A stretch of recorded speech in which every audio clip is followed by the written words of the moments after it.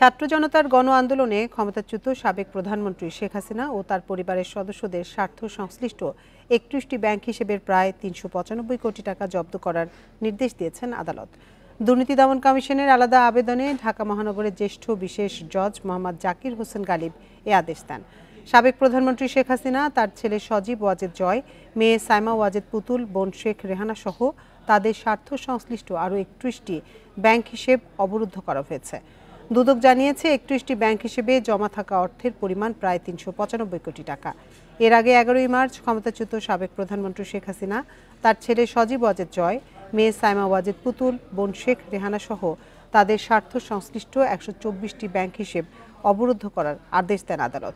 এদিকে ক্রিকেট বোর্ডের অর্থ আত্মসাৎ সহ বিভিন্ন অভিযোগে বিসিবির সাবেক সভাপতি নাজমুল হাসান পাপনের বিরুদ্ধে দুদকের অনুসন্ধান শুরু হয়েছে। এছাড়া অবৈধ সম্পদ অর্জনের অভিযোগে মুন্সিগঞ্জ 3 আসনের সাবেক এমপি মৃণাল কান্তি দাস ও তার স্ত্রীর বিরুদ্ধে মামলা করেছে দুদক।